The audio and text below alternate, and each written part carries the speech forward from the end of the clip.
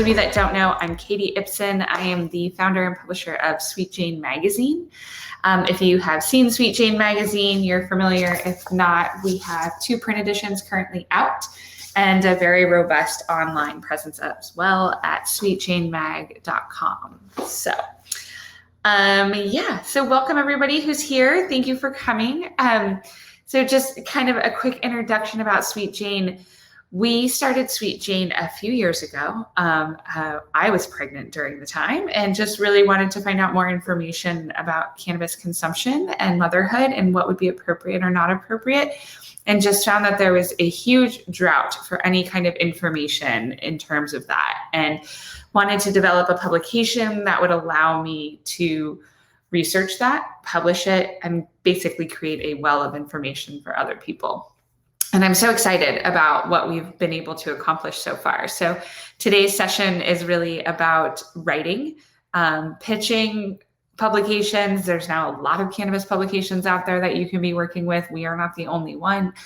Our focus is obviously very much on motherhood, parenting, and making sure that people are informed. So we'll kind of dive right into it. Feel free to throw questions up in the chat section. And if any of you are on video, feel free to hop on and let me see your pretty faces, ask questions as we go along. I'm totally fine being interrupted. So so Sweet Jane is built by journalists, essentially. So we have all come from a background in journalism, and therefore the content that we wanted to develop was something that would be vetted and trusted. That's how we continue to operate. But I think in the grand scheme of content generation across the cannabis industry, you are only benefiting if you are ensuring that you're delivering quality, vetted, accurate, unbiased information. And so a lot of what we talk about today will kind of take us along those lines to some extent. So for those of you that are just joining us, I'm Katy Isben. I'm the publisher and founder of Sweet Jane magazine. We currently have 2 publications out in print. We were on the Barnes & Noble newsstand for a little while, and now we manage our online sweetjanemag.com with print returning this year, which we're very excited about. So as I noted, we really focus on content that is relevant to a crowd. Part of the goal with the print publication was to develop something that people felt comfortable reading, for one, but also felt comfortable leaving out on their coffee table. Oftentimes, cannabis can be a topic that's very hard to discuss with family or friends if they are not also consumers. And so we hope that we would be breaking that iceberg a little bit. So from a writer's perspective, what we're looking for, what we're seeking out, is individuals that not only have a knowledge of the industry, but also have a curiosity about where things are going and where the intersection with parenthood is. So when we started the publication, there obviously weren't as nearly many states that are legalized as there are now. We actually happen to be produced out of one of the 3 remaining prohibition states, which makes this project even more interesting.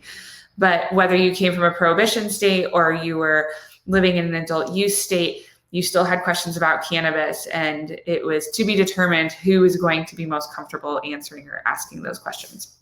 So that being said, when we talk to writers or when we hear pitches from writers, we can't emphasize enough how important that initial pitch is. So yes, we have an editorial calendar that we are operating off of, but when somebody solicits us out of the blue, we are always very excited. So some of our advice to writers out there is, if there's a publication that you want to pitch, do your research. Make sure you know the publication, make sure you know their audience, and make sure you know that your story is going to work well in those 2 areas. So pitching us a story about a grower who is male, who is not a parent, but is doing super cool things is great. We definitely want to know about that community and we want to cover it, but we are going to put it through a filter to say, is this relevant to our reader? And if it is, and it passes that test, great. But typically those that are out of scope and goes through that filter, it means that the pitch is really, really strong. So make sure you know who your audience is: reader, publisher, editor, and do a little bit of research on their websites. So we actually have a pitch guide, which takes some of the anxiety out of pitching a story. Hi, Bianca. Yes, thank you. I'm so happy you're here, and soak it all up and feel free to ask questions. Sweet Jane has a pitch guide on our website. So some publications have sort of a portal where you can go through and submit whatever you want. And it takes the anxiety out of having to email an editor and say, hi, I'm Katy, and I have this great idea. Editors get so many emails every day. They're managing current content. They're managing advertisers. It's across the board. So if they have set something up, use it. Please use it, because they are, guarantee you, they are checking it there. So really looking at your pitch, think about who your sources are. Think about what the word length is going to be. Think about the structure of the story. So if you're going to pitch us a story on breastfeeding and cannabis, and again, coming from that journalistic background, we want to make sure that there's a verified source on both ends of the spectrum. So we want to make sure that that content is objective. So it's probably going to be a doctor who's in favor of nursing and cannabis, and a doctor who maybe isn't in favor of nursing and cannabis, for us to get the full scope. A lot of what we do with our content is to educate our reader so they can make their own decisions. That's journalism. Like, we're not here to advocate for one way or another. We're here to educate so that they can have the information that they need to make the right decisions. So going back to our pitch, you're going to have a couple of doctors that you're going to talk to. What is the structure of the story? Is this going to be 2 Q&As? Is this going to be a feature that you're pitching? Is this going to be comparing the two opinions, and then also doing some additional research of what's been out there in terms of studies and data that we can find that we can add to it? So those are pretty important components. And then obviously adding a note of why you think this is important to their reader. So if you're pitching that story to Sweet Jane and you know that our mission is educating parents and mothers, then add that. Say, I saw on your website that this is your mission. I've noticed that you've covered a lot of motherhood content, and I think that this story is just really spot on for your reader. That just shows the editor that you really went the extra mile to make sure that this is a pitch that is important, and you have already done some vetting on it, and you really think that you can follow through with it if commissioned. So let's say the pitch is taken, you've spoken with the editor, you now have a commissioned assignment, you've discussed and negotiated what your pay is going to be, and you're stoked about it, right? You're ready to get started. So a lot of people sometimes breeze through the interview process. Maybe it's because they're busy. Maybe it's because they have a lot going on. Maybe it's because they don't think that they have to put a whole lot of energy into it.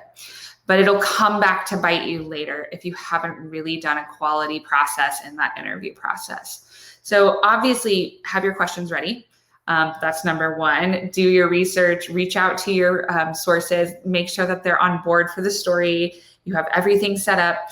And try to do it as a phone call or a Zoom. Thankfully, Zoom has introduced an amazing tool to us journalists that you no longer have to have some old, antiquated phone recorder, but it gives you an opportunity to also record that conversation. We also always recommend that our writers get validation or sign off from the source that they're going to be recording the conversation. States have varying laws of that. So we just want to make sure that everyone's comfortable with it, and we're within our legal confines of interviewing people and using recorded conversations. I recommend recording it because often editors will ask for transcript if there's something that they haven't actually identified in the story and they think it may be in your interview. So if nothing else, it gives you something to fall back in your reporting and your copy drafting process. But also you can say to the editor, I also have this recorded. I can send you the transcript if you need it. That just really elevates you above so many writers because it shows that you really did your due diligence and you went the extra mile to make sure that you have all of the information put together when they're in the editing process. So in the actual interview, you have your questions ready. And I think we've all had nerve-wracking interviews, especially when we're talking about a topic like cannabis, and especially if your source is not for cannabis, which is changing, yes. But we want to make sure that you have a grasp of the concept, you are knowledgeable yourself, but also that you're prepared to ask follow-up questions. So one of the advice that I give to writers most often is in your interviews, be prepared to have all of your answers questioned, but to have follow-up questions as well. I can't emphasize this enough. The key to that is listening. So and I'm just going to pull Leah out here. Let's say Leah's talking to me about cannabis sales in Portland right now. And I say, well, what is the data and where do people find that information?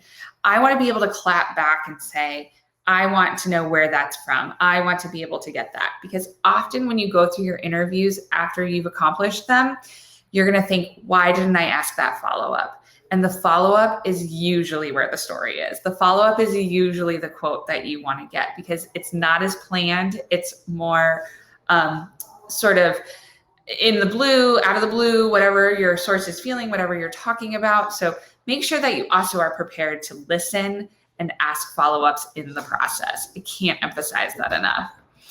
So you have your interview, you have your recorded transcript, you're ready to start working on the story.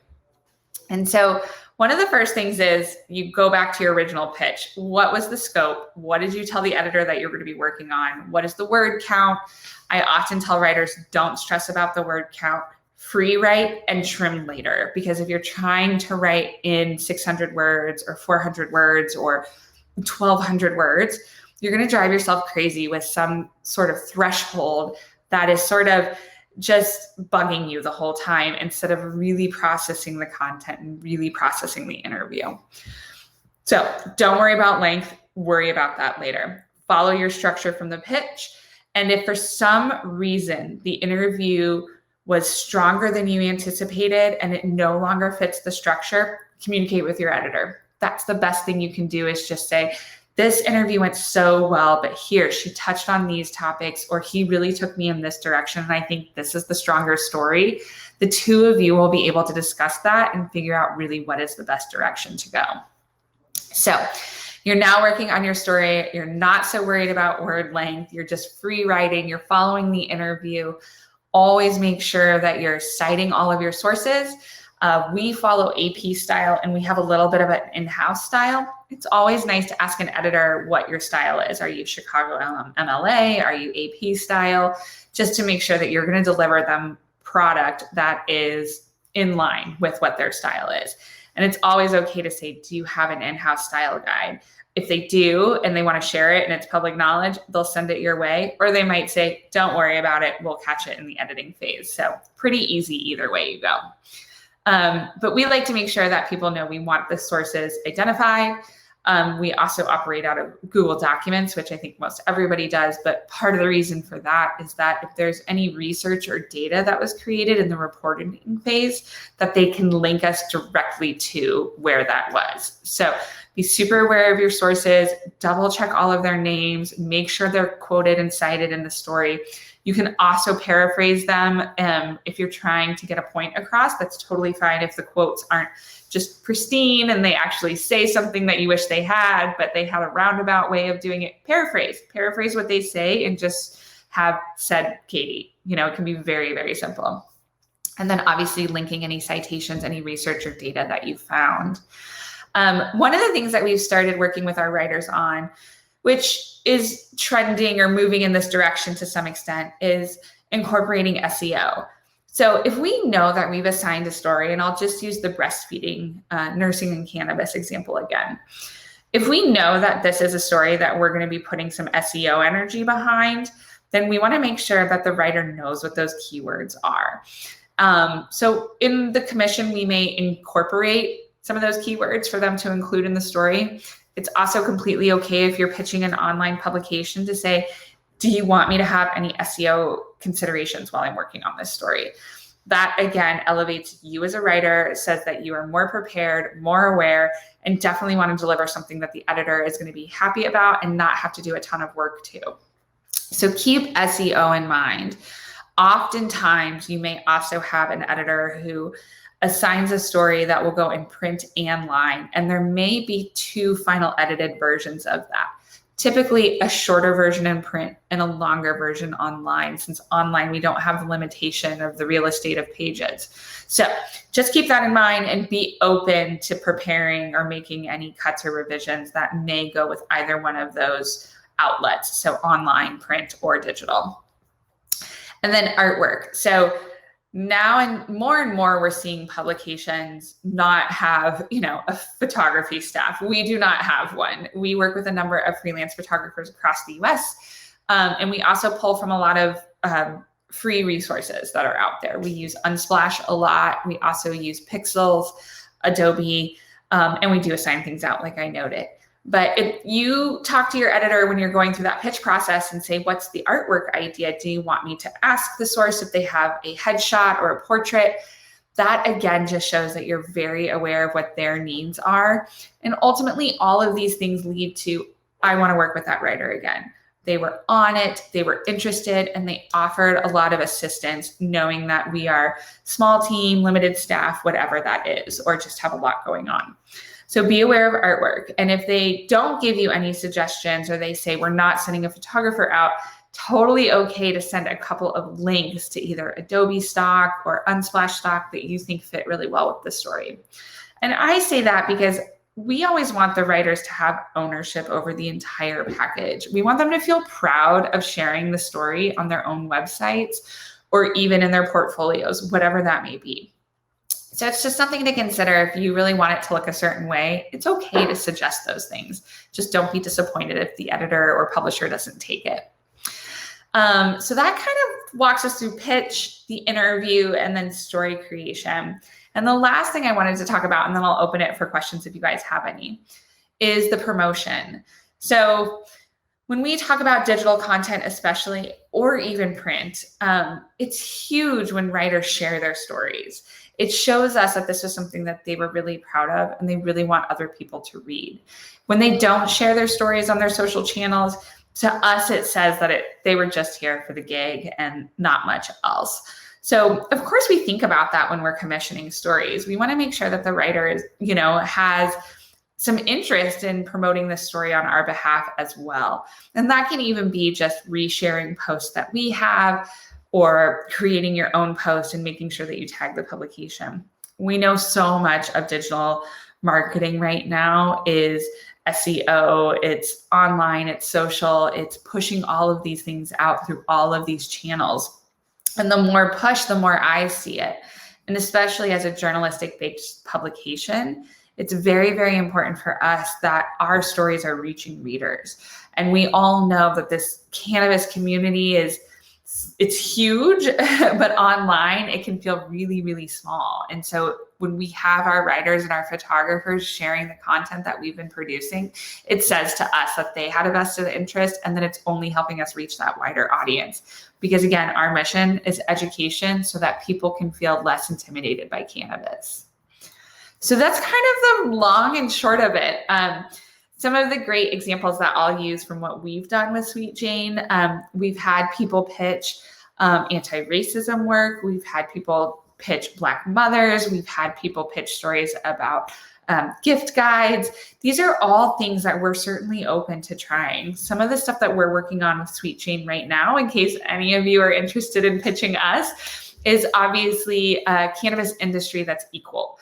And inclusive. So one of the things that we see happening with cannabis right now is that there is efforts moving towards making cannabis that way, but there's also still a lot of legislation and companies that don't necessarily have inclusivity and equity top of mind. And so it's challenging politicians. It's making sure that people know that you can ask for that as a consumer. Part of what changes cannabis is individual consumers demanding better. So we're very interested in stories like that. We're also very interested in the climate right now and the good, bad, or ugly that cannabis is affecting in terms of our planet's preservation. So knowing that the Paris Climate Accord, the 2050 goals, and a lot of companies coming out saying they'll be more sustainable and reduce their carbon emissions by 2030, we want to know what cannabis companies are doing that. And then, of course, any and all parenting content as it relates to cannabis. It goes without saying, and today's event is such I guess, kind of a nod to the fact that rhetoric is changing. But we truly believe that when it's acceptable for cannabis to be consumed by parents, that cannabis will be legal and accepted by all. For whatever reason, we are very much still kind of lingering over here in this category that people think we're not comfortable talking about it. We are comfortable talking about it. And there's a lot of people out there, Leah Maurer included, who are activists as parents. So that's always very, very interesting to us. And then, of course, any science, any new data science research that's coming out that we can pass along to our readers to say, look, cannabis is going in this direction. It's hope for us all. And this helps you learn what you should or shouldn't consider when you're looking at consumption. So that's kind of where we're coming from. I would love to answer any questions if you have some. You can feel free to throw them in the chat. If not, I'll talk just a little bit more about kind of our whole process. And when I say journalists found it, I hope that that's not intimidating. So I'll just give you guys, it looks like about 6 of you are here. Any questions that you guys have that you want me to kind of answer immediately? Katie or Bianca, if you're still here. Tanya, Jessica, Wendy, thank you all for coming. Any questions that you guys have that I can answer? Hi, Tanya. Thanks for joining us. Well, talking a little bit about journalists, again, one of the biggest things is that we really do want to make sure that even when we're reporting on cannabis, because we know we all want legalization, we know that we all want better information about it, more studies, more research. It's still important to give the cannabis industry and its advancing legalization the same respect as any other industry that's reported on. And so that's why we really lean on our journalistic background, and why I think any publication that you pitch would be will value that same approach. Even if it's a consumer publication that doesn't cover cannabis, keep that in mind. So if you have a really great cannabis healthcare company that you want to pitch to a consumer beauty magazine, still really, really good for you to have that knowledge as a journalist. And kind of the quickest way to gain that is understanding that journalists should be objective in their reporting. So you always want to have a balance of sources, a balance of interviews. So if you are going to cover the nursing topic, make sure that you have somebody who is very much for it and somebody who has gone on record saying that this could be very dangerous. Whether that's the truth or not, you've reported the facts to your reader and it's not one-sided. Equally to that, making sure that you have background, that you have copied or at least recorded your interview so that there is no ambiguity in the final piece about what somebody said. And every now and then we have sources who say, I didn't say that, and we can say, yes, you did. So there's a little bit of a paper trail associated with that, but that's also good journalism in our opinion. And then, of course, making sure that you cite any research that you find and that you make sure that that research is current, that it's validated, and you understand who the source is coming from. So when we talk about, 2021 and our former election that just happened, so much misinformation. And we know so much misinformation can be found online. And one of the things that we're seeing in cannabis is a little bit of that, right? Like, is Delta 8 good or is it bad? What is it? I don't know. And so making sure that the studies, the sources, the research that you're using has a date that's less than a year old. Also is a verified source. So a either federally funded or nonprofit funded organization that is verified. We just want to make sure that we're using data that wasn't created and we can't really determine where it came from. I also remember one woman saying at a conference a long time ago that I really appreciated is a medical study is a medical study, regardless of what country it comes from. So our bodies are all the same. Cannabis is the same. So if you're looking at studies coming out of Israel or Canada or Jamaica, those should be considered. They does not need to be a US study, especially since we know those are very, very limited. Another thing that we also like to talk a lot about too, when we talk about cannabis journalism, is you feeling empowered as a writer, that you are very knowledgeable of the topic. It will show if you're a writer who is just jumping into this and it's your opportunity to kind of get into cannabis. There's nothing wrong with using a writer or working with a publication that isn't as familiar, but it will certainly elevate you and your skill to ensure that you have as much knowledge as possible. So always have a command of the subject matter and make sure that you ask questions that suggest you're in command of that. Q&As are great. We see a lot of them, which is, again, just sort of, I think, kind of an illustration that interviewing people who are big up in cannabis is worthwhile. Like, of course, everybody has stuff to share, whether that's knowledge or experience, but there comes a point where the reader starts to discern that you're doing the least amount of work as possible if you're just doing Q&As. So we always really recommend developing that pitch beyond a Q&A, unless the person is the vice president who's talking about the Moores Act. So make sure that you go a few steps beyond and you always deliver a Q&A, at least with a really well thought out introduction as well.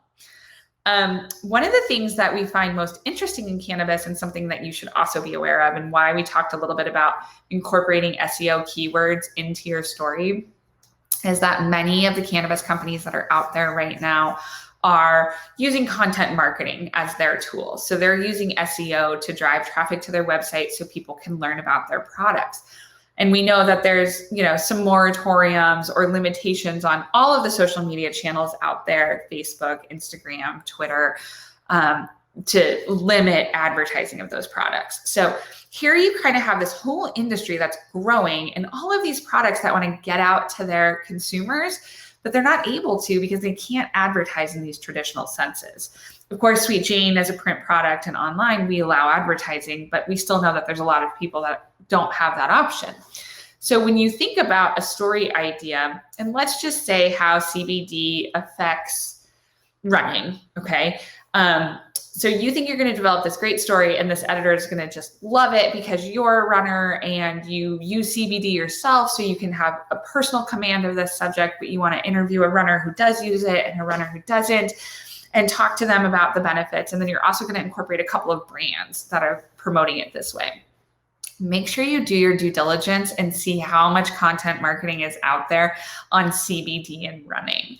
So because all of these brands are elevating their content marketing on really specific topics through SEO, for the editor, that could complicate their efforts to getting their content to the reader because they're kind of working in the sea of all this content marketing.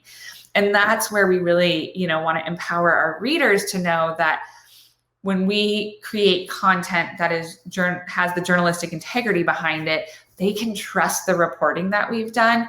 You can't always trust the marketing. Now, of course, we don't assume that any of these brands are putting out bogus information, but marketing is marketing.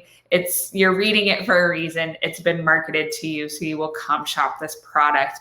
Journalism and reporting is for information, fact-finding, and education. So really discern those differences when you're looking at a story idea like CBD and running. Chances are your pitch will probably lean a little bit more towards why it's beneficial to the ECS and what brands are accessible, what brands you can buy online, really thinking outside of the box beyond just the marketing message. So I'll pause for a minute. Are there any more questions that you all have? Looks like there's a few more of you here in the room. Thank you all who have popped by. I am so appreciative.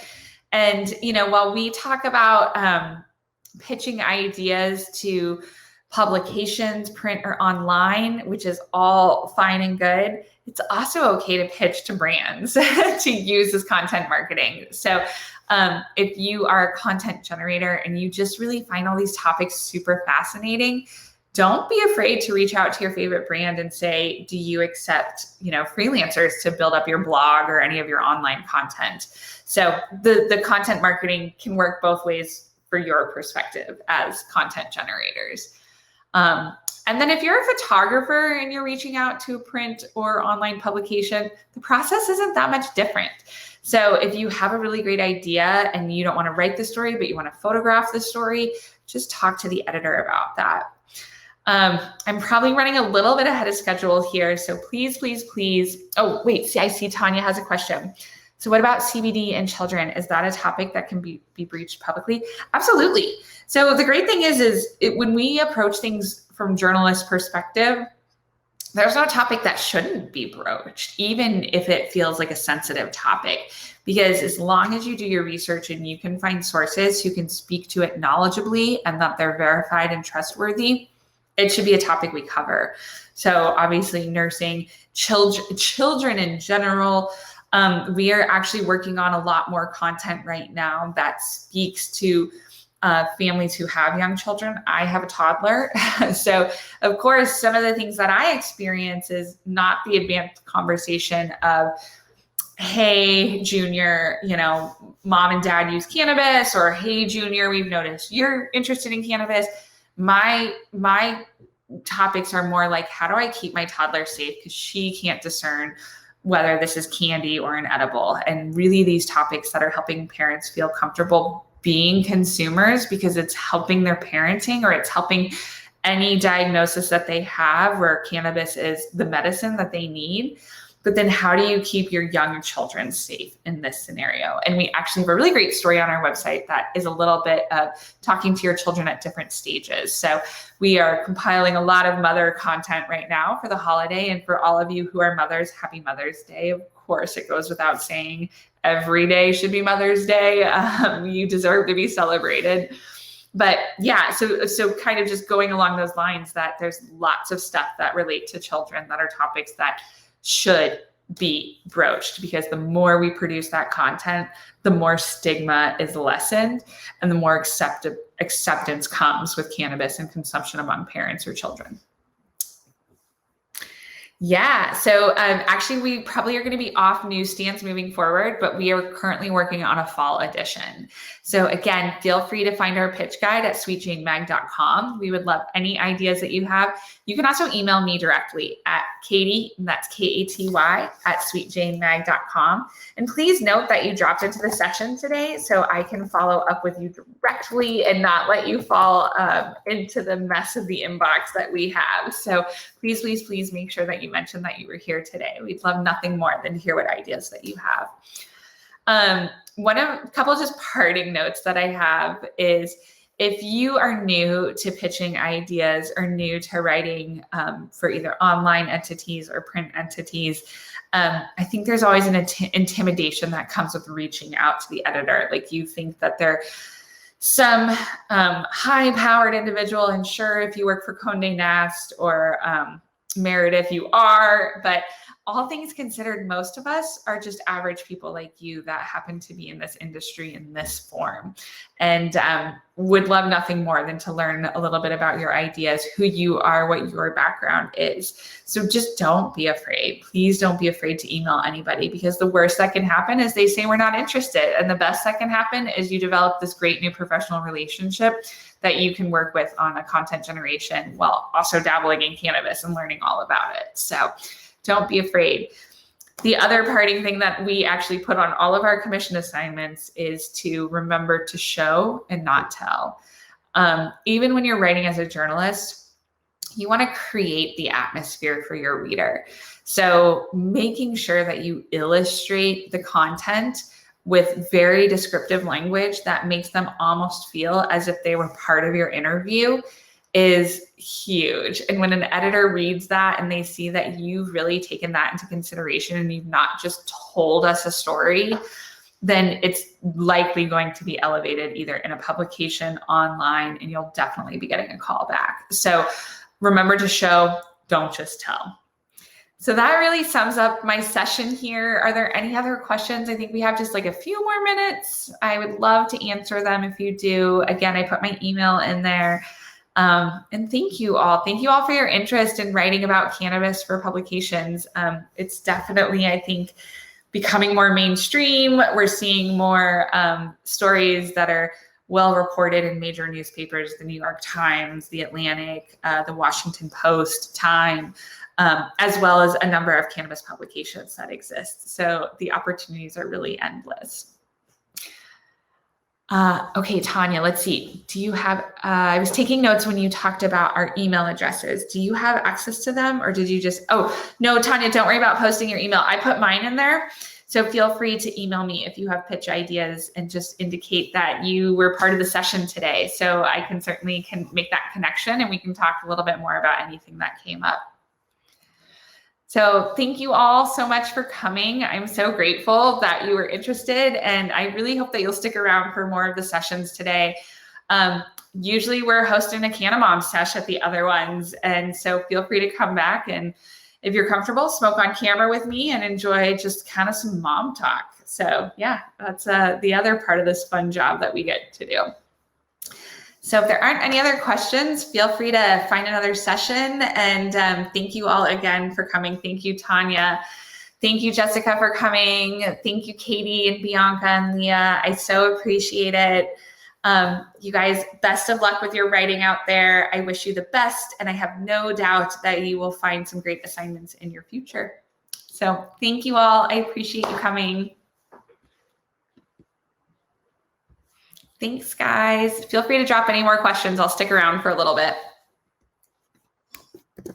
And if you haven't got a copy of Sweet Jane Mag, shoot us an email. We'll drop a free copy in the mail to you guys so that you can read it yourself and see a little bit about what we're doing. Again, our mission is totally focused towards parenting and lessening stigma against mothers, but presenting that in a very journalistic nature. So shoot us a line. We would be more than happy to send one to you guys.